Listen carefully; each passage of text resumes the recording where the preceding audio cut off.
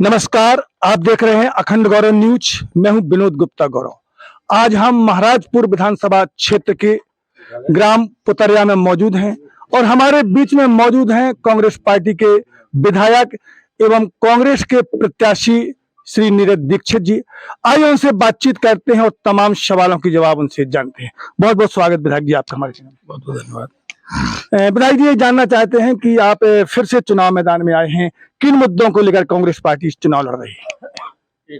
हम लगातार 5 साल से लोगों के बीच रहे, इस क्षेत्र में रहने वाले हर एक परिवार के बीच में पहुंचे।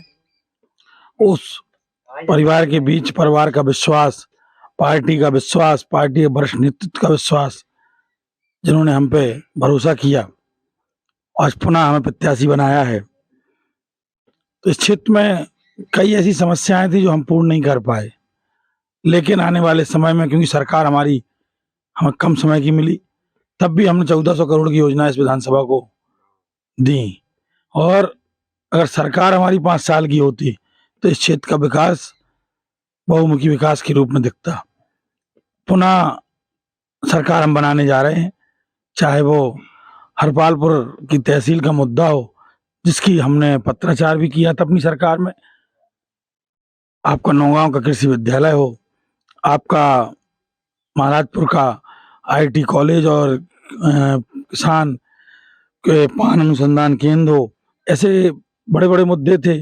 स्वास्थ्य के जो सिविल हॉस्पिटल की मांग थी वो हमारी पूरी हुई, नौगांव में निर्माणाधीन है। हमारा महाराजपुर का उप स्वास्थ्य केंद्र निर्माणाधीन है। हरपालपुर में पोस्टमार्टम नहीं होता है, वहाँ पोस्टमार्टम रूम और पोस्टमार्टम की व्यवस्था कराना, ऐसी कई चीजें हैं जो सामने हैं। बड़े बड़े छोटे छोटे काम भी निकल के आते हैं, वो तो लगातार 5 साल में भी आए। बहुत सारे काम हुए भी हैं, ऐसा नहीं है कि नहीं कराए, अधिकतर काम कराए हैं।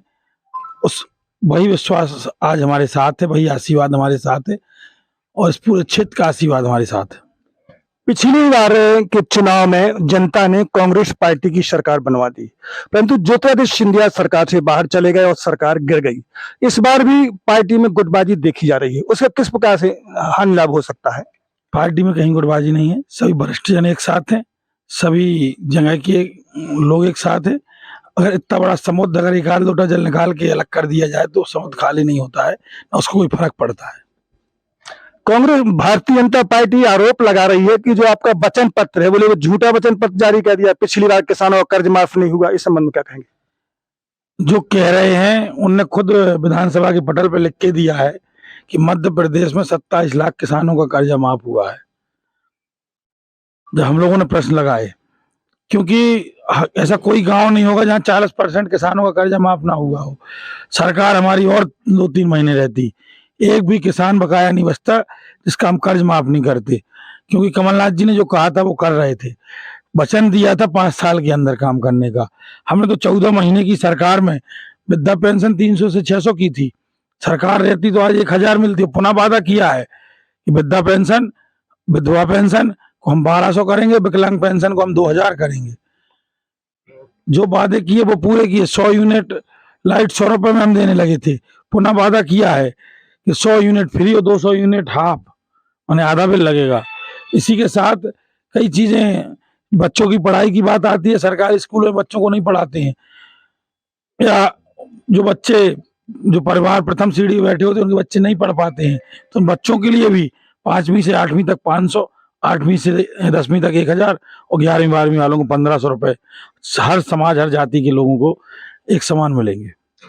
यदि जनता ने आपको फिर से विधायक चुन लिया तो इस विधानसभा क्षेत्र में ऐसे कौन से बड़े काम अधूरे पड़े जिन्हें पूरा किया जाएगा? हरपालपुर की तहसील, हरपालपुर का पोस्टमार्टम रूम, आपका नौगांव में कृषि विद्यालय, महाराजपुर का आईटी कॉलेज, कई जो 2-4-6 रोड हमने भी कराए थे, 2-3 रोड बचे होंगे बहुत से बहुत, उन रोडों को पूरा कराना, गांव की छोटी छोटी समस्याएं निकल के आती उनको भी पूरा कराना।